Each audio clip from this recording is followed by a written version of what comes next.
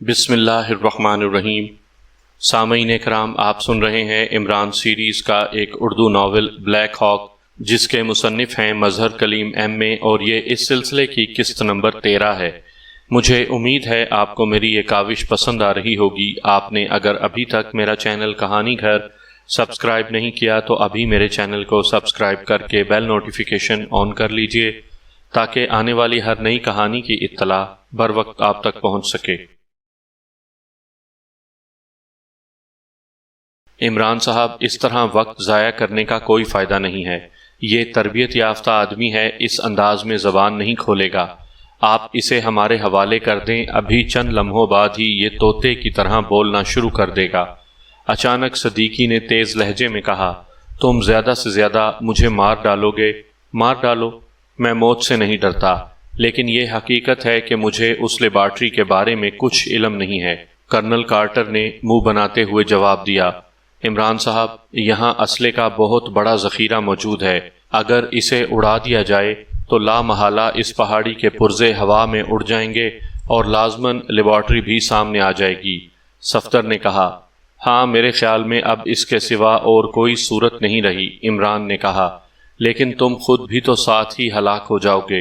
Colonel quarter ने कहा, और फिर इससे पहले कि मज़ीद कोई बात होती, अचानक बाहर से तेज़ फायरिंग की आवाज़ें सुनाई देने लगीं और इमरान और उसके साथी बेइख्तियार उछल पड़े।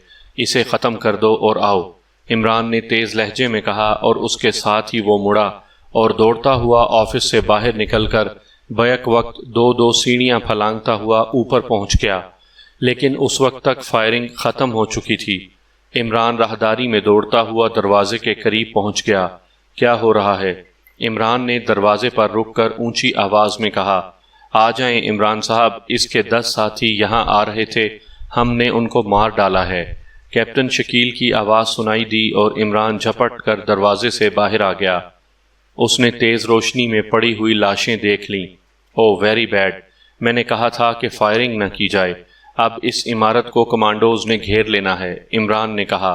उन्हें शायद शक पड़ गया था, इसलिए ये बड़े चौकन्ने अंदाज में इधर आ रहे थे। अगर हम उन पर फायर ना खोलते तो ये किसी सूरत भी काबू में ना आ सकते थे, इसलिए मैंने फायरिंग का हुक्म दिया था। जूलिया ने कहा, ठीक है, मैं साथियों को यहाँ भेज रहा हूँ, अब और कार्रवाई करनी पड़ेगी, इमरान ने कहा। और उसके साथ ही वो तेज़ी से वापस मुड़ने ही लगा था कि दरवाज़ा खुला। सदीकी और उसके साथी चौहान, खावर और नुमानी भी उसके पीछे बाहर आ गए। चंद लम्हों बाद सफदर भी बाहर आ गया। क्या हुआ है यहाँ? ये लाशें, सदीकी ने हैरत भरे लहजे में कहा। सदीकी, असले का ज़ख़ीरा कहाँ है? मेरे साथ आओ और सुनो।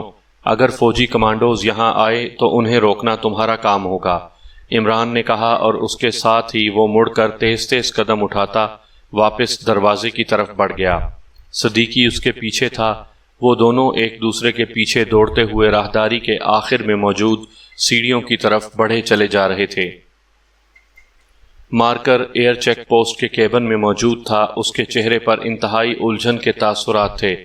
बॉस, मुझे तो सूरत हाल ख़ास दिखाई नहीं दे रही, अचानक उसके नायब एंथनी ने कहा तो मार्कर बेइख्तियार चौंक पड़ा। कैसी सूरत हाल एंथनी? मार्कर ने कहा, बॉस, मेन हाल और ज़ीरो हाल के दरमियान जो कुछ हुआ है और जिस अंदाज में काफ़ी देर तक मुसलसल फायरिंग हुई है, उससे मालूम होता है कि सूरत हाल वो नहीं है जो बताई गई है। एंथनी ने कहा, बताया तो यही गया है कि पाकिस्तानी एजेंट ज़ीरो हाल से फ़रार होकर बाहर आ गए हैं और उन्हें घेरा जा रहा है, लेकिन बॉस ने कोई तफसील नहीं बताई और मैं भी उस वक्त से वाकई शदीद उलझन में मुब्तला हूँ। लेकिन क्या किया जा सकता है? मार्कर ने कहा, बॉस, आप चीफ बॉस से बात तो करें। एंथनी ने कहा, हाँ, तुम्हारी बात दुरुस्त है, मार्कर ने कहा। और उसके साथ ही उसने सामने मशीन पर मौजूद चंद बटन दबाए और फिर एक नाप को घुमाकर उसने फ्रीक्वेंसी एडजस्ट की और आखिर में एक बटन प्रेस कर दिया। Hello hello, marker calling chief boss, marker ने बार बार कॉल देते हुए कहा। लेकिन मुसलसल कॉल देने के बावजूद जब दूसरी तरफ से कॉल अटेंड ना की गई तो मार्कर और एंथनी दोनों के चेहरों पर अजीब से तासुरात उभर आए। मार्कर ने दोबारा बटन एडजस्ट किए और एक फ्रीक्वेंसी एडजस्ट की और फिर बटन ऑन कर दिया। Hello hello, marker calling मार्थी, over, marker ने बार बार कॉल देते हुए कहा। یس مارتھی اٹینڈنگ یو، اوور۔ چند لمحوں بعد مارتھی کی آواز سنائی دی۔ یہ بلیک ہاک کا نمبر 2 تھا اور اس گروپ کا انچارج تھا جسے کرنل کارٹر ایکشن گروپ کہا کرتا تھا۔ مارتھی تم اس وقت کہاں موجود ہو، اوور۔ مارکر نے کہا 0 ہال میں۔ کیوں، اوور۔ مارتھی نے پوچھا پاک ایشیائی ایجنٹوں کا کچھ پتہ چلا ہے یا نہیں، اوور۔ مارکر نے کہا نہیں، وہ لوگ اچانک غائب ہو گئے ہیں۔ اب باس واپس اپنے آفس گیا ہے، اس نے تمہیں کوئی ہدایات نہیں دی، اوور۔ مارتھی نے کہا چیف باس کو میں نے ابھی کال کیا ہے لیکن وہاں سے کوئی کال اٹینڈ ہی نہیں کر رہا۔ مارکر نے چونک کر کہا کال اٹینڈ نہیں کر رہا، کیوں، کیا مطلب؟ او، پھر وہ وہاں مصروف ہوگا، مارتھی نے جواب دیتے ہوئے کہا۔ مارتھی مجھے حالات ٹھیک نہیں لگ رہے، تم مین ہال میں جا کر باس کے بارے میں معلوم کرو، اوور۔ مارکر نے ایک خیال کے ذہن میں آتے ہی تیز لہجے میں کہا کیوں، وہاں باس کو کیا خطرہ ہو سکتا ہے، اوور۔ مارتھی نے حیرت بھرے لہجے میں کہا یہ پاک ایشیائی ایجنٹ حد درجہ خطرناک ہیں، لارڈ بوفمین نے مجھے ان کے بارے میں تفصیل بتائی ہے، اس لیے ہو سکتا ہے کہ وہ 0 ہال کے گھیرے سے کسی طرح نکل کر مین ہال میں نہ پہنچ گئے ہوں۔ اگر یہ لوگ وہاں پہنچ گئے ہیں تو پھر تو تم سمجھ سکتے ہو کہ صورتحال کس حد تک خطرناک ہو سکتی ہے، اوور۔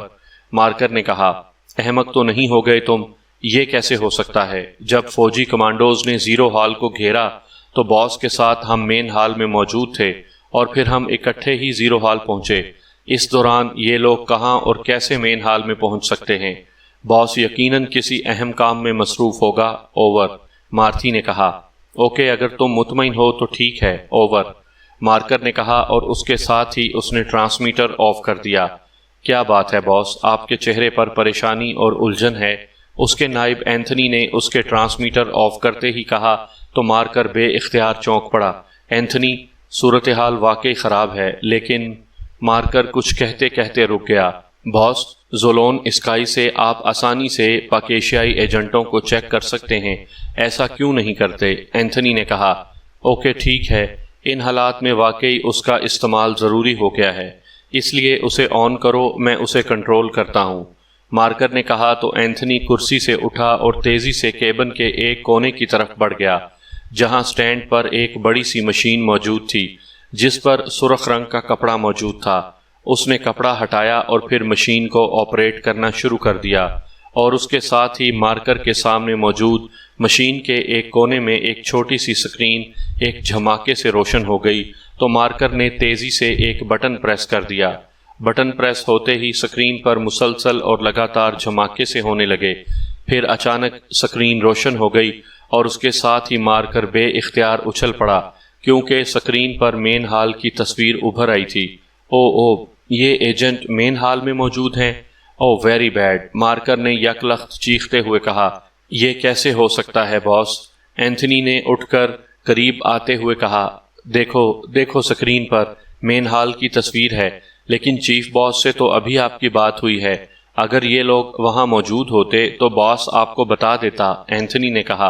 او تو یہ بات ہے، او ویری بیڈ۔ اینتھنی 06 اسکارٹی کو آن کرو جلدی، ہمیں اب مین ہال کو اندر سے چیک کرنا ہوگا، مارکر نے چیختے ہوئے کہا اور اینتھنی سر ہلاتا ہوا واپس مڑا ہی تھا کہ اچانک وہ مشین جو مارکر کے سامنے تھی ایک جھماکے سے آف ہو گئی۔ او یہ کیا ہوا؟ زولون مشین آف ہو گئی، کیوں؟ مارکر نے چیخ کر کہا آف ہو گئی نہیں باس، اینتھنی نے حیرت بھرے لہجے میں کہا اور دوڑتا ہوا کونے میں موجود مشین کی طرف بڑھا۔ او باس، واقعی یہ تو آف ہو گئی ہے، اینتھنی نے کہا، اس کا مطلب ہے کہ مین ہال پر ان پاک ایشیائی ایجنٹس کا قبضہ ہے اور انہوں نے وہاں کی مشینری پر بھی کنٹرول کر لیا ہے۔ او ویری بیڈ، مارکر نے تیز لہجے میں کہا اور اس کے ساتھ ہی اس نے بجلی کی سی تیزی سے مشین کے مختلف بٹن پریس کیے اور پھر ناپ گھما کر اس نے فریکوینسی ایڈجسٹ کی اور پھر ایک بٹن پریس کر دیا۔ Hello marker calling, over. Marker نے حلق کے بل چیختے ہوئے بار بار کال دیتے ہوئے کہا مارتھی بول رہا ہوں، over.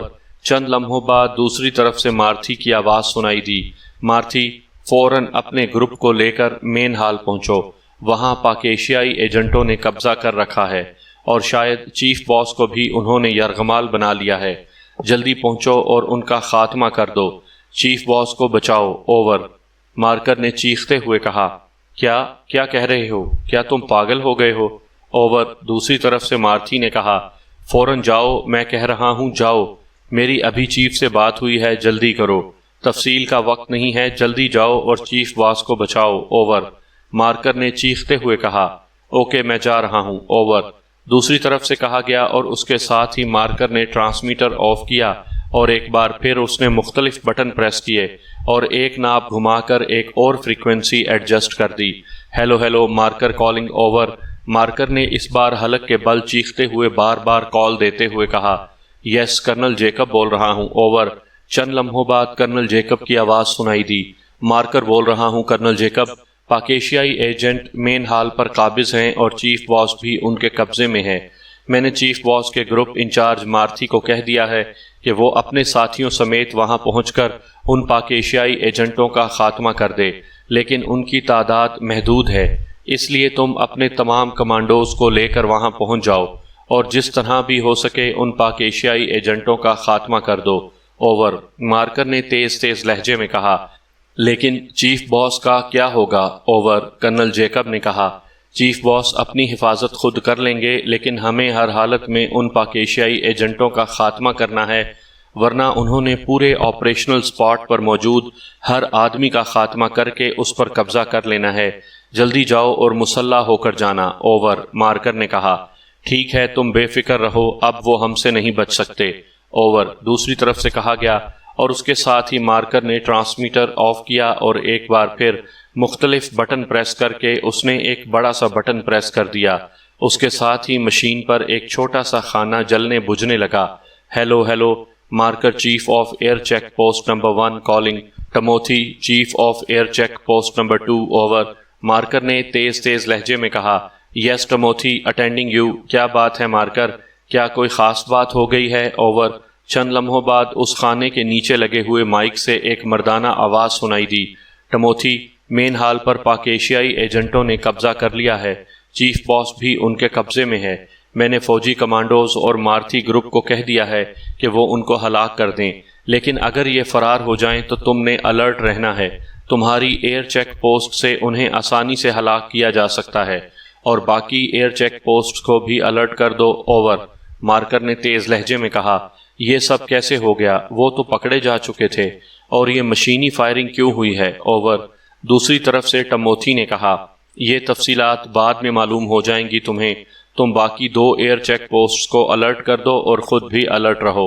Over and all, marker نے تیز لہجے میں کہا اور اس کے ساتھ ہی اس نے ٹرانسمیٹر آف کر دیا۔ اینتھنی اب تم نے ہر لحاظ سے الرٹ رہنا ہے اور سکرین پر فل رینج آن کر دو، مارکر نے اینتھنی سے کہا۔ یس باس، اینتھنی نے جواب دیتے ہوئے کہا اور مارکر نے اثبات میں سر ہلا دیا۔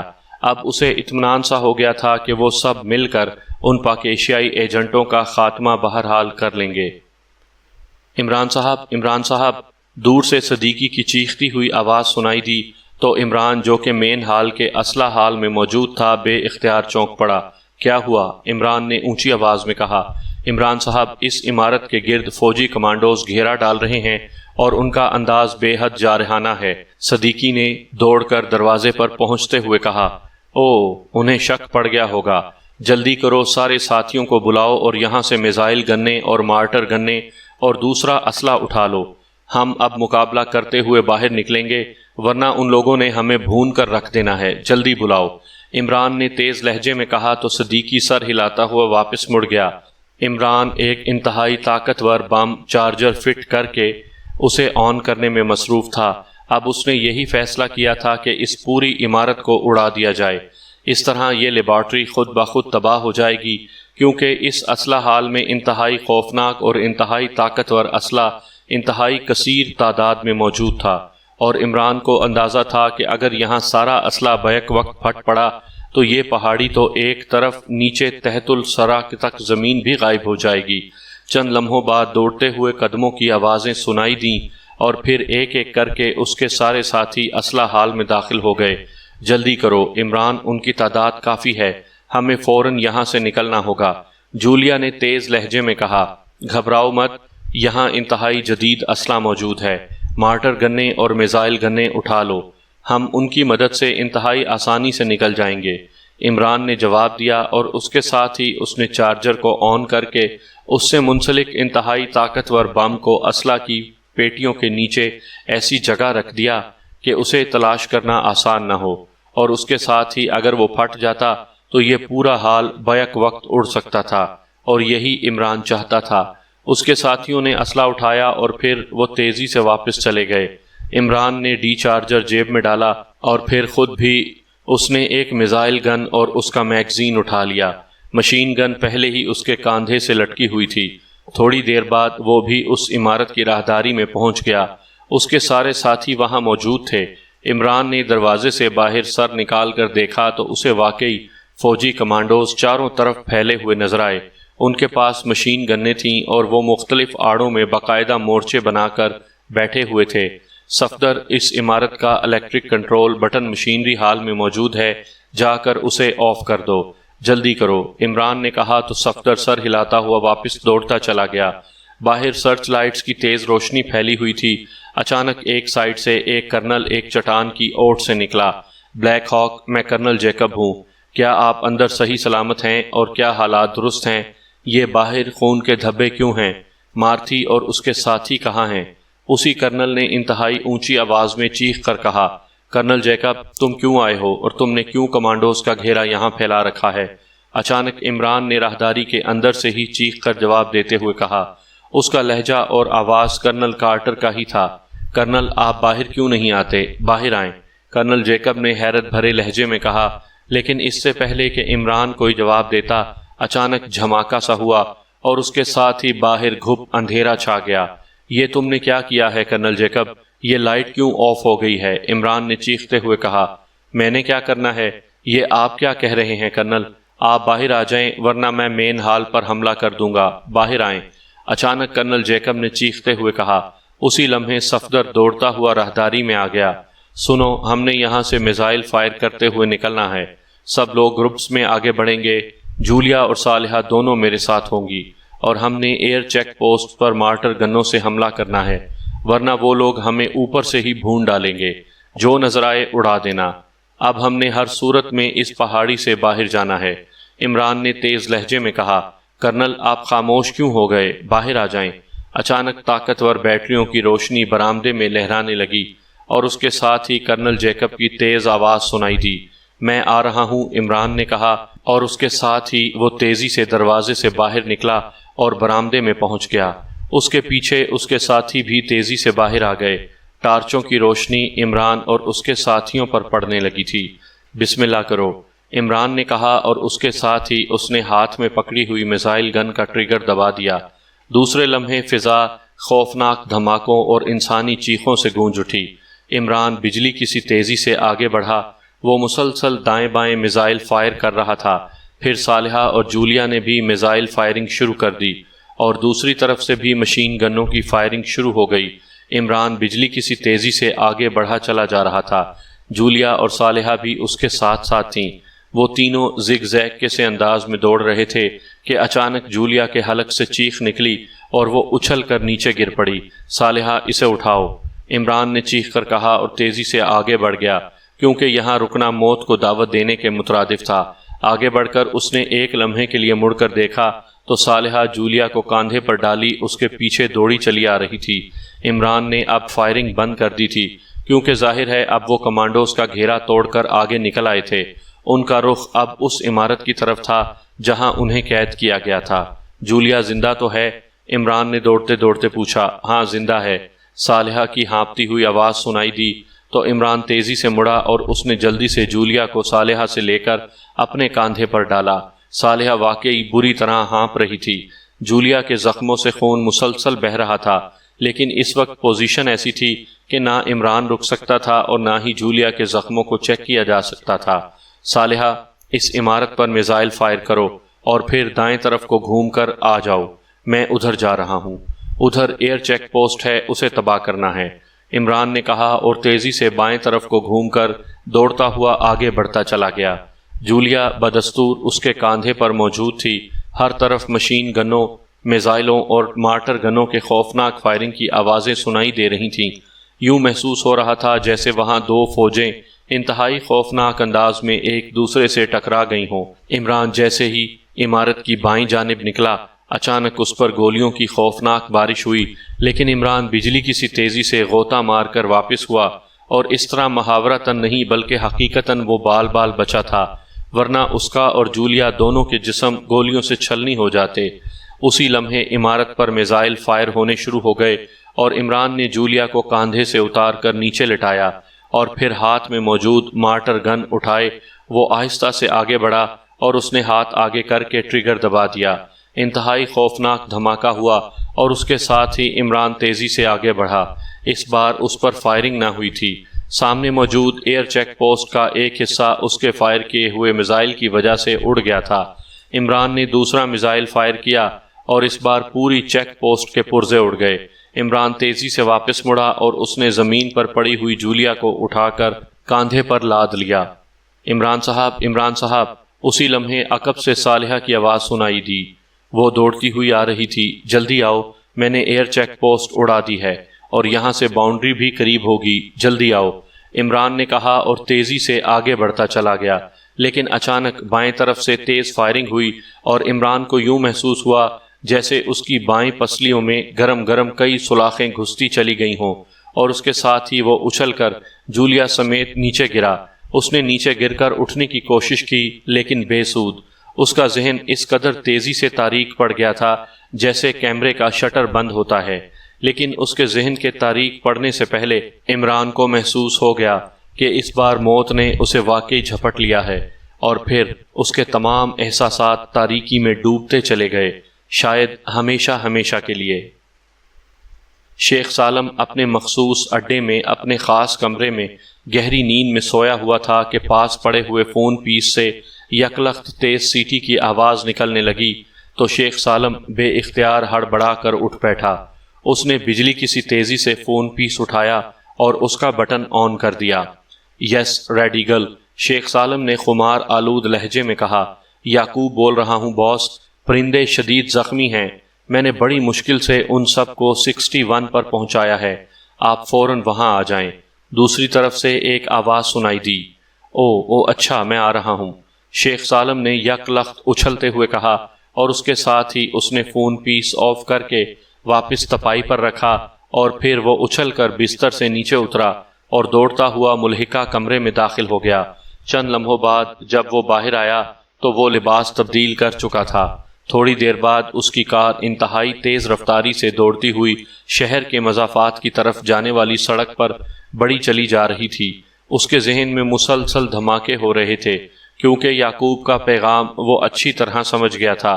پرندوں سے اس کا مطلب پاک ایشیائی سیکرٹ سروس کے لوگ تھے۔ عمران نے اسے کال کر کے بتا دیا تھا کہ وہ اپنے ساتھیوں سمیت آج رات گوام پہاڑی پر ریڈ کرے گا۔ اس نے اسے کہا تھا کہ وہاں ہر قسم کے حالات پیش آ سکتے ہیں، اس لیے وہ اپنے گروپ کے خاص لوگوں کو اس پہاڑی کے گرد پھیلا دے تاکہ اگر ضرورت پڑے تو وہ ان کی مدد حاصل کر سکیں، اور اس نے اپنے خاص دستے کو یعقوب کی سربراہی میں وہاں بھیج دیا تھا۔ اور اس وقت یعقوب کی کال آنے کا مطلب یہ تھا کہ پاک ایشیا سیکرٹ سروس نے واقعی وہاں ریڈ کیا ہے، لیکن وہ کامیاب ہونے کے بجائے الٹا زخمی ہو گئے ہیں، اور یعقوب اور اس کے آدمیوں نے انہیں اٹھا کر ریڈ ایگل کے خفیہ ہسپتال میں پہنچا دیا ہے، جسے کوڈ میں 61 کہا جاتا ہے، اور بقول یعقوب سب کے سب شدید زخمی تھے۔ یہ سب کچھ سوچتا ہوا اور کار چلاتا ہوا شیخ سالم 61 کی طرف بڑھا چلا جا رہا تھا، جو شہر کے مضافات میں تھا اور بظاہر ایک ربڑ بنانے والی فیکٹری تھی، لیکن اس فیکٹری کے نیچے کافی بڑا اور جدید ہسپتال بنایا گیا تھا جہاں ریڈ ایگل کے زخمیوں کا علاج کیا جاتا تھا۔ تقریباً 1.5 گھنٹے کی مسلسل اور تیز ڈرائیونگ کے بعد اس نے کار ایک سائڈ پر موڑ دی، اور پھر تھوڑا سا آگے بڑھنے کے بعد ربڑ فیکٹری کا احاطہ آ گیا۔ اس نے کار اس کے بڑے سے پھاٹک کے سامنے روک دی اور مخصوص انداز میں 3 بار ہارن بجایا تو بڑے سے پھاٹک کی چھوٹی کھڑکی کھلی اور ایک مسلح آدمی باہر آ گیا۔ اسپیشل وے کھولو، جلدی کرو، شیخ سالم نے کار کی کھڑکی سے سر باہر نکال کر تیز لہجے میں کہا۔ یس چیف، آنے والے نے یک لخت مؤدب ہوتے ہوئے کہا، اور شیخ سالم نے کار آگے بڑھا دی۔ ربڑ فیکٹری کا احاطہ ختم ہو جانے کے بعد اس نے ایک سائیڈ سڑک پر کار موڑ دی اور پھر تقریباً درمیان میں پہنچا تھا کہ اچانک سائڈ پر موجود دیوار درمیان سے پھٹ کر سائڈوں میں ہو گئی اور شیخ سالم نے کار اس خالی جگہ میں موڑ دی۔ آگے زمین کا ایک بڑا حصہ کسی صندوق کے ڈھکن کی طرح اوپر کو اٹھا ہوا تھا اور سڑک نیچے گہرائی میں اترتی چلی جا رہی تھی۔ شیخ سالم کار لیے نیچے اترتا چلا گیا۔ کافی نیچے جا کر وہ سڑک ختم ہوئی تو سامنے ایک بار پھر دیوار آ گئی۔ شیخ سالم نے کار روکی اور پھر نیچے اتر کر وہ تیزی سے دائیں طرف کو بڑھ گیا۔ اس نے دائیں طرف دیوار پر اپنا ہاتھ ایک مخصوص جگہ پر رکھا تو سرر کی آواز سے دیوار درمیان سے پھٹ گئی۔ اب دوسری طرف ایک تنگ سی راہداری تھی۔ وہ دوڑتا ہوا اس راہداری میں آگے بڑھتا چلا گیا۔ راہداری کے اختتام پر ایک کمرہ تھا۔ اس نے کمرے کا دروازہ کھولا اور اندر داخل ہوا تو وہ ایک چھوٹے سے ہال نما کمرے میں پہنچ گیا جہاں ایک لمبے قد کا آدمی بڑی بے چینی کے عالم میں ٹہل رہا تھا۔ کیا ہوا یعقوب، کیا ہوا؟ شیخ سالم نے اندر داخل ہوتے ہی انتہائی بے چین سے لہجے میں کہا، آپ آ گئے باس۔ عمران اور اس کے سب ساتھی شدید زخمی ہیں۔ ان سب کی حالت شدید خطرے میں ہے۔ ان سب کے آپریشن ہو رہے ہیں۔ میں نے 62 سے تمام ڈاکٹرز کال کر لیے تھے۔ ان کے آنے کے بعد آپ کو فون کیا تھا۔ اس آدمی نے جواب دیتے ہوئے کہا، ہوا کیا تھا؟ تفصیل تو بتاؤ۔ شیخ سالم نے ہونٹ چباتے ہوئے کہا، باس، عمران اور اس کے ساتھی 2 کاروں پر گوام پہاڑی سے تقریباً 1.5-2 کلومیٹر دور رک کر پیدل پہاڑی کی طرف گئے تھے۔ ان کے ہاتھوں میں بڑے بڑے بانس تھے۔ میں اپنے گروپ سمیت جب وہاں پہنچا تو یہ لوگ پہاڑی کے قریب پہنچ چکے تھے۔ میں وہیں رک گیا۔ پھر اچانک لائٹس بجھ گئیں۔ میں حیران رہ گیا، لیکن چونکہ آپ کا حکم تھا کہ ہم نے کسی معاملے میں مداخلت نہیں کرنی جب تک عمران صاحب کی طرف سے ریڈ کاشن نہ مل جائے، اس لیے میں اور میرے ساتھی خاموش رہے۔ پھر لائٹس دوبارہ روشن ہو گئیں، لیکن اندر حالات معمول پر تھے۔ یوں لگتا تھا کہ جیسے کچھ ہوا ہی نہ ہو۔ میں نے اپنے ساتھیوں کو وہیں روک لیا، لیکن آدھی رات کے قریب اندر عمارتوں پر سرچ لائٹس جل اٹھیں اور انتہائی تیز مشینی فائرنگ شروع ہو گئی، لیکن چونکہ ایئر چیک پوسٹس ویسے ہی موجود تھیں اس لیے ہم آگے بڑھ ہی نہ سکتے تھے۔ پھر یہ فائرنگ بند ہو گئی اور ایک بار پھر خاموشی چھا گئی۔ ہم انتظار کرتے رہے۔ پھر کافی دیر بعد اچانک اندر سے میزائل گنوں، مارٹر گنوں اور مشین گنوں کی آوازیں سنائی دینے لگیں۔ اندر خوفناک دھماکے اور فائرنگ ہو رہی تھی۔ یوں لگتا تھا جیسے 2 فوجیں آپس میں ٹکرا گئی ہوں۔ اچانک ہماری طرف والی ایئر چیک پوسٹ پر میزائل اور مارٹر گنوں سے حملے ہوئے اور چیک پوسٹ تباہ ہو گئی۔ پھر میں نے 5 مردوں کو 3 افراد کو اٹھائے اور ایک عورت کو دوسری عورت کو اٹھائے بھاگ کر حد بندی کی طرف آتے دیکھا، اور پھر اس حد بندی کو بھی میزائلوں سے اڑا دیا گیا، اور یہ لوگ دوڑتے ہوئے اس حد بندی سے باہر آ گئے، اور اس کے ساتھ ہی ہم پہچان گئے کہ یہ عمران اور اس کے ساتھی تھے۔ 3 مرد اور ایک عورت بے ہوش تھے، جبکہ ایک عورت اور 5 مرد شدید زخمی ہونے کے باوجود انہیں اٹھا کر دوڑے چلے آ رہے تھے، لیکن حد بندی سے باہر پہنچ کر وہ سب گر گئے اور ہم نے آگے بڑھ کر انہیں اٹھا لیا، جبکہ وہاں ابھی تک فائرنگ ہو رہی تھی۔ شاید وہ لوگ آپس میں لڑ رہے تھے۔ فوجیوں کے دوڑنے بھاگنے کی آوازیں سنائی دے رہی تھیں، اس لیے ہم ان سب کو اٹھا کر تیزی سے واپس پلٹے اور پھر انہیں جیپوں میں ڈال کر یہاں پہنچا دیا۔ چونکہ ان سب کے بیک وقت آپریشن ضروری تھے، اس لیے میں نے 62 سے تمام ڈاکٹرز کال کر لیے اور اب ان کے آپریشن ہو رہے ہیں۔ یعقوب نے پوری تفصیل بتاتے ہوئے کہا، اوہ، اس کا مطلب ہے کہ پاکیشیا سیکرٹ سروس ناکام رہی ہے۔ شیخ سالم نے ہونٹ چباتے ہوئے کہا، باس، کچھ کہا نہیں جا سکتا کیونکہ اندر قیامت کی جنگ ہوتی رہی ہے۔ بہرحال عمران اور اس کے ساتھیوں نے انتہائی دلیری اور ہمت سے کام لیا ہے۔ میں ان کے جذبوں اور حوصلوں پر ابھی تک حیران ہوں۔ یعقوب نے جواب دیتے ہوئے کہا، عمران کے ذہن میں شاید پہلے سے یہ خدشہ موجود تھا، اس لیے اس نے مجھے کال کر کے ایسا انتظام کرنے کے لیے کہا تھا۔ بہرحال اللہ کرے یہ زندہ بچ جائے، حملہ تو دوبارہ بھی ہو سکتا ہے۔ شیخ سالم نے کہا۔ اسی لمحے ایک آدمی تیزی سے ہال میں داخل ہوا۔ او، کیا ہوا؟ شیخ سالم نے اسے دیکھتے ہی چونک کر کہا، آپریشن ہو گئے ہیں باس۔ اللہ تعالیٰ کا لاکھ لاکھ شکر ہے کہ سب لوگ خطرے سے باہر آ گئے ہیں۔ ویسے ڈاکٹر حیران ہیں باس کہ ان کے اندر زبردست قوت مدافعت ہے، کیونکہ یہ لوگ جس حالت میں یہاں لائے گئے تھے ان کے بچ جانے کی کوئی امید نہ تھی، لیکن یہ بچ گئے ہیں۔ آنے والے نے کہا، خدایا تیرا لاکھ لاکھ شکر ہے۔ ڈاکٹر آفاقی کہاں ہیں؟ شیخ سالم نے کہا، وہ اب اپنے آفس میں گئے ہیں، میں باس یعقوب کو اطلاع دینے آیا تھا۔ آنے والے نے کہا، اوکے آؤ یعقوب، شیخ سالم نے کہا اور تیزی سے اس دروازے کی طرف بڑھ گیا جس طرف سے اطلاع دینے والا آدمی آیا تھا۔ البتہ اب اس کے چہرے پر اطمینان کے تاثرات ابھر آئے تھے، کیونکہ عمران اور اس کے ساتھیوں کے خطرے سے باہر آنے کی اطلاع اسے مل گئی تھی۔